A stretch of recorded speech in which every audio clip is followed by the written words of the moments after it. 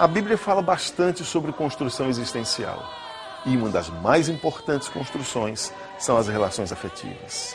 Ninguém vive sem elas. Dentre as relações afetivas, uma das mais complexas e ao mesmo tempo uma das mais importantes é o casamento.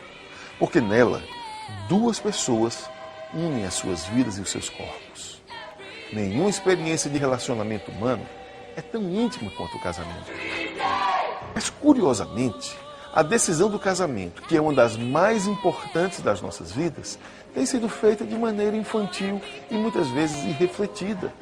São como castelos encantados que muito rapidamente perdem seu encanto e transformam-se em pesadelo.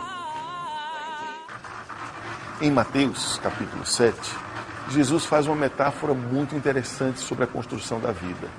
Ele compara a existência a dois construtores.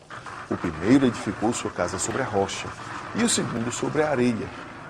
Em seguida, Jesus fala dos efeitos que os ventos, as chuvas, as enchentes têm sobre esses dois tipos de construção.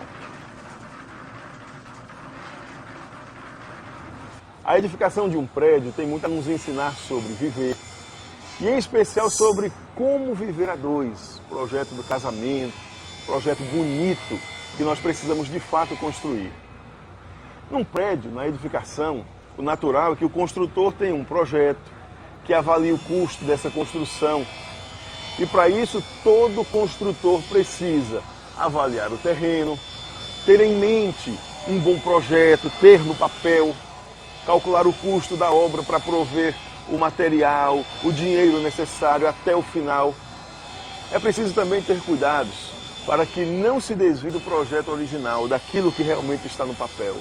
E, finalmente, todo construtor precisa dedicar esforço contínuo, tempo, para que esse projeto de fato aconteça e aconteça como foi sonhado. Qualquer projeto de construção, ele acontece primeiro no sonho do papel e depois ele se torna concreto. Essa metáfora da construção civil é excelente para nos ensinar sobre o casamento. E como uma das obras mais importantes na edificação é o alicerce, nós queremos convidar você a voltar um pouco os seus olhos para o alicerce do seu casamento. Porque muitas pessoas olham apenas para a estrutura externa, para a estética, e aí percebem que não está boa, está feio, e resolvem abandonar. Muitas vezes as pessoas ficam desestimuladas porque a construção parece cheia de defeitos. E aí então tentam mudar apenas a estética, apenas a aparência. Mas na vida não basta mexer na estética. É necessário rever e reforçar os alicerces. Mas como isso exige muito esforço, muito trabalho, diversas pessoas preferem desistir, preferem migrar para um outro relacionamento, acreditando que tudo ficará bem. Outros ainda querem mudar, mas não agem. Ficam parados, ficam acomodados. E em algumas situações, a estrutura do casamento já até desmoronou. E o casal fica ali, parado, sem fazer nada, apenas esperando que o tempo resolva todas as coisas. Mas deixa eu lhe dizer, não resolverá. Ouça, ficar apenas olhando o que caiu só levará o casal a um jogo terrível de culpa e de acusação. As respostas estão no alicerce. A partir dele é que as estruturas poderão ser novamente erguidas, trazendo a segurança e a beleza que tanto almejamos. Se você alicerçar a sua vida conjugal em movimentos meramente emocionais, eles se edificarão com a mesma velocidade com que cairão. Se os seus valores são meramente circunstanciais e emocionais, não proporcionarão firmeza suficiente para sustentar a relação do casamento. Um casamento edificado sobre sonhos, devaneios, são como castelos de areia, edifícios sem alicerces. Não possuem resistência, firmeza para enfrentar a vida. Com as relações afetivas é a mesma coisa. Se você deseja um casamento feliz, compreenda-o como um projeto sempre em construção, um projeto inacabado. Talvez você perceba que os ventos, as enchentes, arrancaram partes importantes da sua construção. Parte do seu relacionamento que você tanto amava. Já não há mais demonstração de afeto entre vocês. Em razão da pressão das dívidas acumuladas, as pequenas gentilezas sumiram. Já não conversam mais, nem desfrutam a companhia do outro. Talvez já tenham começado um processo mútuo de agressão e desrespeito que está construindo um muro ou desconstruindo tão rapidamente aquilo que levou anos para ser construído. Parece um furacão, levando para longe de você tudo o que era mais amável em seu relacionamento.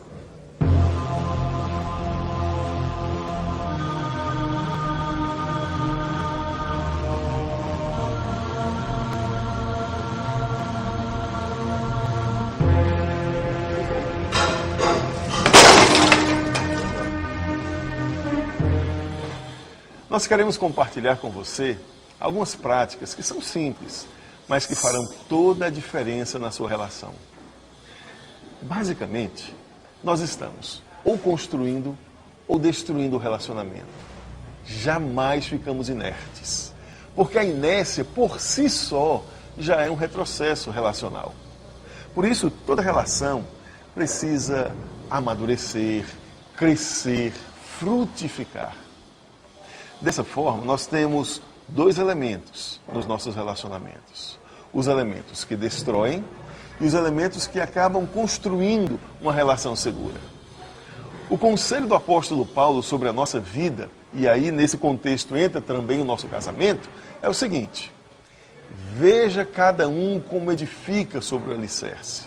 Isto é, observe quais são os princípios, os valores da sua relação, daquilo que você está edificando. Os elementos que são destruidores da relação são muitos. E, em geral, nós somos conscientes do que nós estamos fazendo, de que nós não estamos colaborando com o projeto que um dia nós prometemos edificar. Mas nós não freamos, nós não bloqueamos esses comportamentos, porque nós estamos muitas vezes mais comprometidos com o nosso orgulho e assim nós acabamos promovendo o individualismo. Nós escolhemos ficar sós, quando na verdade nós poderíamos compartilhar a vida. Creia, não compartilhar a vida é colocar uma bomba relógio dentro de nós e com certeza essa bomba explodirá na nossa vida. Muitos casais têm uma vida que é absolutamente distanciada, longe. E essa distância acontece por conta de coisas que são muito medíocres, muito pequenas, como vício por computadores, jornais, novelas, hobbies. E os casais até chegam ao distanciamento por coisas que são mais sérias, como os ideais.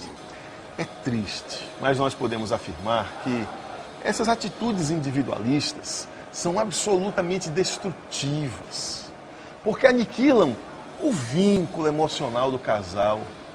Essas atitudes estavam presentes em todos os casamentos que nós vimos chegar à crise, chegar até mesmo ao ponto de separação. O orgulho destrói o vínculo e a liga do casal. Se eles não compartilham a vida juntos, terminarão sem ter nada em comum. Então, uma enxurrada de pequenas insatisfações, negligências, pequenas bobagens poderá dobrar a força do ego e distanciar, dando a falsa impressão, preste atenção, que muitas vezes é uma falsa impressão de que o amor acabou. Mas isso não é verdade. Olha para você mesmo. Talvez você esteja apenas irritado, apenas magoado com o seu cônjuge. Isso não quer dizer que o amor acabou. Quer dizer que você está irritado. Mas porque muitas vezes nós não sabemos o que fazer para voltar, qual o caminho a seguir de volta, então nós acabamos tratando a nossa relação como sendo um caminho finito e sem volta. Outro destruidor da felicidade conjugal é a luta pelo poder. Um ego exaltado criará os caminhos para o desrespeito, para as mágoas, para as grosserias. Na relação de casamento, quando um ganha sempre, é sinal que os dois perderam. A herança relacional familiar também poderá influenciar negativamente o relacionamento conjugal. Recebemos dos nossos pais estímulos e opiniões que certamente serão reproduzidos dentro do novo lar. Quando a herança é boa, até que ajuda. Mas mesmo assim, cada casal tem que assumir a cultura familiar que nasce de ambos e que deve ser boa igualmente para o casal e para os filhos. Nós precisamos aprender a rejeitar o que nos divide e valorizar o que une a família. Precisamos também afastar do nosso relacionamento toda e qualquer hostilidade. Não faça da pessoa que você escolheu como parceiro de vida seu inimigo íntimo. Precisamos avaliar nossas próprias neuroses, ao invés de apontarmos os defeitos do nosso cônjuge. Um único fruto da hostilidade é a interrupção do afeto. Por isso, procure cativar um ao outro com sensibilidade, delicadeza e honra. Essas atitudes frutificam rápido. E como são bons esses frutos em nossa vida. O casamento não é um campo de guerra, nem é uma solitária com obrigações pesadas. Casamento é sagrado. Mas o casamento tem se desintegrado pela visão de contrato, convenção e conveniência. Alguém já fez referência sobre a mudança do voto sagrado de até que a morte nos separe para até que a vida nos separe. A vida não é boa se não vivenciarmos todos os processos por ela exigidos, mesmo que estejamos fora do casamento. Não é o casamento que faz a vida se complicar, mas a maneira como encaramos a vida. Se encontrarmos alguém que nos cativou e foi por nós cativado, e assim mantivermos o espírito sagrado do casamento, viveremos uma das mais significativas relações. E quando enfrentarmos as tempestades naturais da vida, nós nos apoiaremos como parceiros, nos fortaleceremos mutuamente e assim nos protegeremos. O casamento é uma relação baseada em virtudes. É baseada na responsabilidade, na dependência mútua e em obrigações recíprocas. Muito mais que isso. O casamento bom acontece quando homem e mulher procuram se aprimorar pelo bem do ser amado e ambos inspiram força moral diariamente, compartilham compaixão, coragem, honestidade, disciplina, as dores, o estímulo pessoal, além do prazer de sentir e desfrutar da companhia fiel e cheia de afetos por toda a vida. Assim como existem elementos destruidores da boa relação, existem também muitos elementos que são construtores. Por exemplo, o diálogo é uma das ferramentas mais importantes para o casamento, porque é através dele que nós podemos realmente admirar e ajudar o nosso cônjuge. A busca da unidade é também um ideal que trará sempre maior intimidade e maior profundidade à relação. Mas é importante alimentar a afetividade com boas maneiras, com elogios, com atividades para o casal, só o casal, para que a cabeça de vocês possa arejar. As bases do relacionamento familiar se fixam sobre o respeito, sobre o amor, sobre o carinho e sobre toda essa miríade de coisas boas que podem abençoar as nossas vidas. Os aspectos comportamentais incluem a boa colaboração, dedicação, companheirismo, além de uma comunicação clara, uma comunicação direta, sincera, empática, buscando entender o outro antes de se expressar. Se você percebe que o seu casamento é como uma construção que já ruiu, que foi demolida, ouça. há possibilidade de reconstruir sua vida conjugal.